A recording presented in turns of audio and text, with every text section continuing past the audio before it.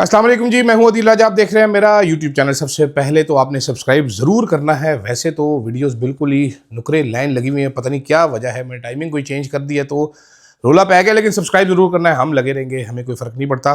मेहनत करेंगे, मेहनत में अजमत है। अजीम बनने के लिए कुछ ना कुछ करना पड़ेगा, वरना आखिर में यही ऑप्शन है कि नाम चेंज करके अदील की जगह अजीम रख ले तो जल्दी हम बड़े आदमी बन जाएंगे। खैर जनाब, बात करेंगे आज 3-4 चीज़ों पर।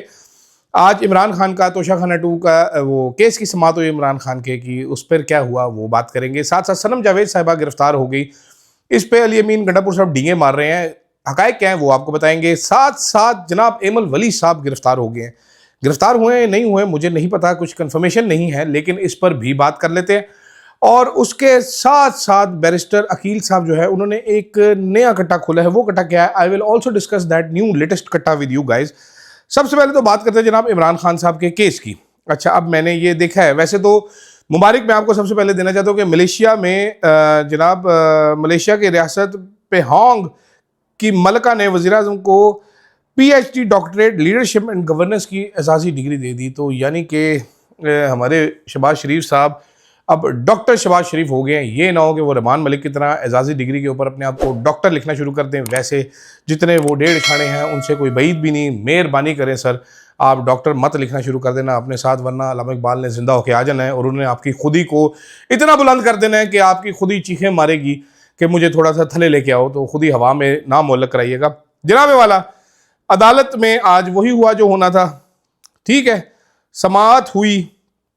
इस केस में 19 गवाहान ने बयान कलमबंद कराया। सलमान राजा ने बताया कि जी 35 गवाहान थे, पूरे नहीं करवाए गए।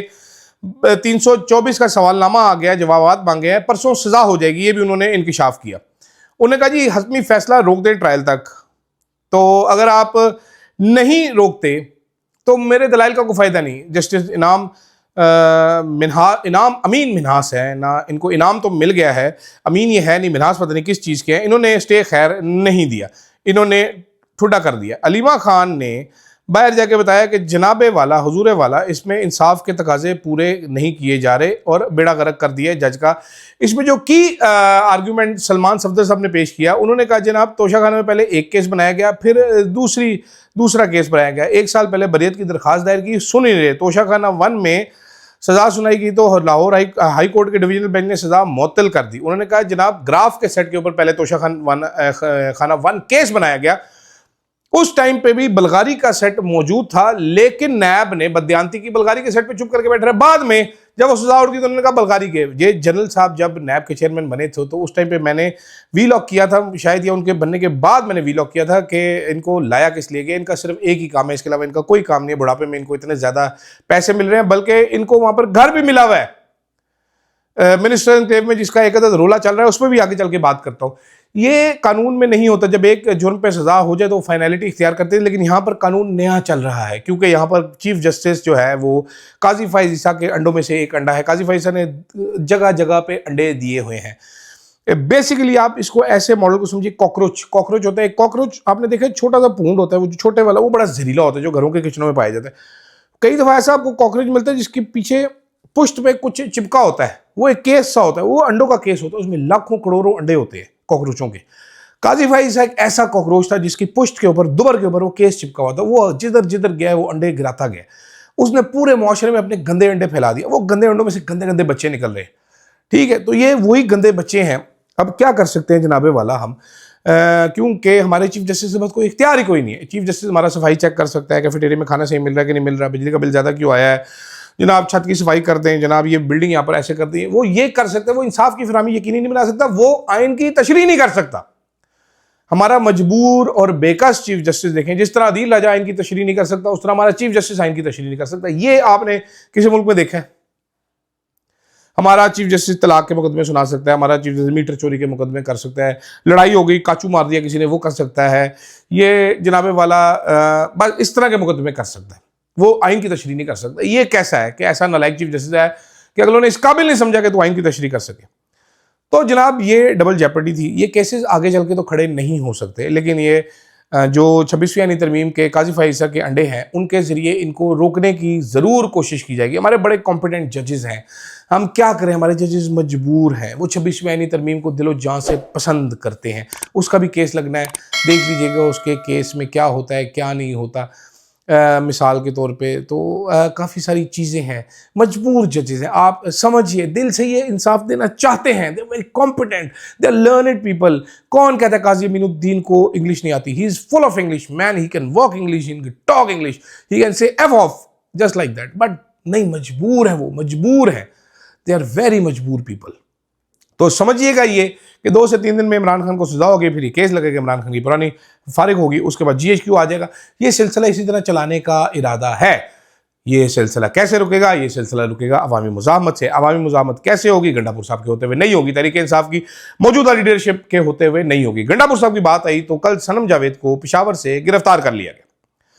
वो एक अकाउंट है एस्टेब्लिशमेंट का, वो दावा कर रहा है कि इनको स्पीकर हाउस से गिरफ्तार किया गया। I am not really sure कहाँ से गिरफ्तार किया गया, मुझे हकायक नहीं पता इस चीज़ के। लेकिन अगर पेशावर से, कैंट के अंदर से गंडापुर साहब के होते हुए उठा के कोई बंदा ले जाता है सनम जावेद को, तो ये गंडापुर साहब के लिए शर्म का मुकाम है।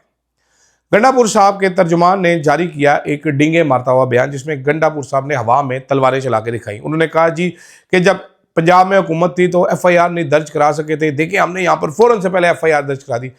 गंडापुर साहब ने जो FIR दर्ज कराई है वो दर्ज कराई जी नामालूम अफराद के खिलाफ। ये FIR पंजाब में चौधरी परवेज इलाही हर थाने में दर्ज करवाने के लिए तैयार थे। इमरान खान साहब कहते थे मेरे पे हमला करवाया है मेजर जनरल फैसल नसीर ने, जिनको डर्टी हैरी कहते, तो कहते मैं उसको नॉमिनेट करूंगा। फड्डा ये था जिस पे चौधरी परवेज इलाही ने कहा जी फौजी हमें ये नहीं करने देते, हम ये नहीं कर सकते। एस्टैब्लिशमेंट ने उनको ये FIR नहीं करने दी, जिसकी वजह से नहीं हुई। तो गंडापुर साहब मेहरबानी करें सर, आपकी मेहरबानी है, ये डींगे मत मारे कि हमने FIR दर्ज करा दी। आप पे बड़ा ही सवालिया निशान है, बहुत बड़े बड़े सवालिया निशान है। बल्कि मैं कहता हूँ आपका पूरा वजूद एक क्वेश्चन मार्क है। अगर आपकी एक मूंछ ऐसे ऊपर करके एक मूंछ नीचे कर दीजिए क्वेश्चन मार्क की सूरत में, तो ज़्यादा बेहतर फील होगा। इसीलिए मैं बार बार कहता हूँ कि KP गवर्नमेंट रखने का भी तरीके साहब को कोई फ़ायदा नहीं है। ये बर्डन ही है, ये बहुत बड़ा बर्डन है। जिस तरह का इलेक्शन चोरी हुआ, जो सवाल सामने आ चुके हैं, आप लोगों को फैसला कर लेना चाहिए। आप लोगों को इस्तीफे दे देने चाहिए थे असेंबलियों से। मैं अभी भी कहता हूँ फवाद चौधरी साहब ने कल बड़ी अच्छी बात की थी कि 8 फरवरी के बाद जब मैंडेट चोरी हुआ तो उसी टाइम पे, या जब लियाकत चट्टा का स्टेटमेंट आ गया उसी टाइम पे आपको इस्तीफों की भरमार लगा देनी चाहिए थी, या जब फॉर्म 45-47 आ गए तो इस्तीफों की भरमार लगा देनी। अभी भी वक्त गुजरा नहीं है, लालच मत करें, ऐसी हुकूमत का कोई फ़ायदा नहीं जहाँ पर लाइबिलिटी आपकी है लेकिन मज़े कोई और कर रहा है और आपकी घर में बात नहीं सुनी जाती। This is very bad and very sad. आगे चलते हैं जनाब। एमल वली खान साहब गायब हो गए। एमल वली खान साहब कल अपने लाल रंग के लिबास में मौजूद गार्डों के साथ इस्लामाबाद आए थे। कुछ उन्होंने मीडिया के लिए छोटा मोटा तमाशा लगाया। एक सहाफ़ी ने उनसे सवाल किया कि जी आप बंगले नंबर 7 में क्यों रिहाइश पजीर हैं। वो गुस्सा करके गुस्सेनाक हो गए। उन्होंने कहा जी आप बताएं, जिन्होंने दिया उनसे पूछे। अच्छा, अब ये बंगले कौन तैनात करता है, कौन देता है फेडरल कैबिनेट को? कैबिनेट डिवीज़न एलोकेट करती है।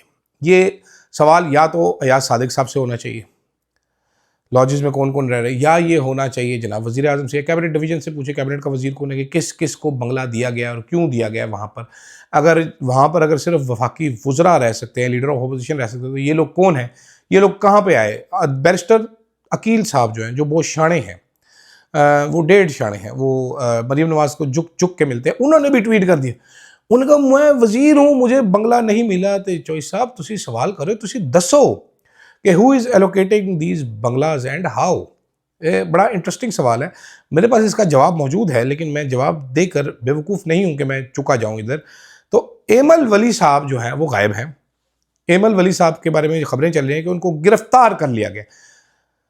मेरा ज़ाती ख्याल है कि ऐसी कोई कहानी नहीं है। एमल वली साहब जो हैं, जिनके हैं, वो उनके पास बैठे होंगे, चाय बिस्किट हाई टी कर रहे होंगे, नगेट्स शगेट्स खा रहे होंगे, अपनी ज़िंदगी आसान बना रहे होंगे। एमल वली साहब ने क्या उखाड़ लिया जो कि उनको जी बड़ा गुस्सा नाक होके तो उनको चुक लिया जाए? उन्होंने क्या ऐसा तीर मारा है? मुझे ये ज़रा आप समझाएं कि उन्होंने क्या क्रेडिट पे उनके कौन सा बड़ा तीर है, या उन्होंने कौन सी तलवार चलाई है जो उनको चुक लिया जाए? सरकारी बंगले में रहते हैं, एस्टैब्लिशमेंट की मदद से बलूचिस्तान से सेनेटर बनते हैं, उसके बाद इधर आके डींगे मारते हैं, आर्मी चीफ के ऊपर हमारे सवाल उठाते हैं। हद अदब, गुस्ताख।